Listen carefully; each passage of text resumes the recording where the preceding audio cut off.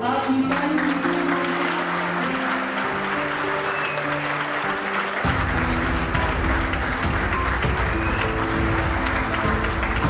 या रब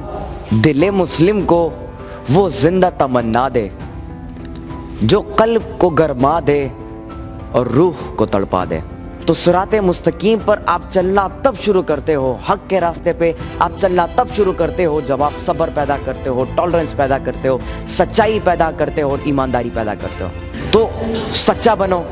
ईमानदार बनो, टॉलरेंस पैदा करो, बर्दाश्त पैदा करो अपने अंदर और सब्र करना सीखो। ये 4 चीज़ें जब आप अपनी किरदार में बिल्ड करेंगे, जब आप अपनी कैरेक्टर में बिल्ड करेंगे, जब आप अपनी पर्सनालिटी में इंक्लूड करेंगे तो आप